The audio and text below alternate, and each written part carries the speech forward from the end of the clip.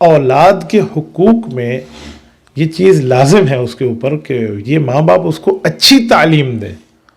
اور ماں کی گود تو پہلی یونیورسٹی ہے. اطلب العلم من المہد الی اللحد. یہ مہد ماں کی گود کو جو کہا گیا کہ ماں کی گود سے قبر کے پنگھوڑے تک علم حاصل کرو، تو یہ ماں کی ذمہ داری ہے، اس نے اسے علم پڑھانا ہے.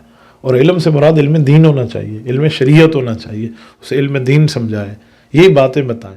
ہم لوگ سمجھتے ہیں کہ جیسے ہم ہیں نا، بس ہمارے بچے بھی اسی طرح پڑھے لکھے ہیں. نہیں، ہم اپنے آپ کو سوچیں، ہمارے اوپر بھی محنت کی گئی ہے تو ہم وہی محنت اپنے بچے پہ کریں.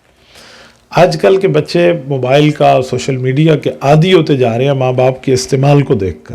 تو اس سے ہٹانے کا بہت آسان طریقہ ہے کہ ماں باپ کو چاہیے وہ اپنے بچے کو دینی بات سنائیں، ایک کہانی بنا کر، قصے کی شکل بنا کر. آپ یوں نہ کہیں کہ حضور علیہ الصلوۃ والسلام نے یوں فرمایا، تو وہ بچہ کیا سمجھے گا نبی نے کیا فرمایا، قرآن میں آیا. ایسے نہیں. اب دیکھو بیٹا وہ آسمان دیکھا ہے، ہاں وہاں سے ایک فرشتہ اترا تھا اور یہ بات لے کر آیا تھا، یوں آیت سمجھائے نا. اس طرح ان کو پتہ ہے.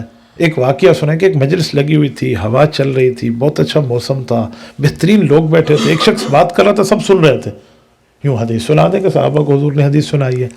یوں واقعات کی شکل میں کہانی کی ترتیب پر، ایک واقعے کے ترتیب پر سنائیں گے تو ضرور بچے شوق سے سنیں گے، باقی چیزوں کو چھوڑ دیں گے.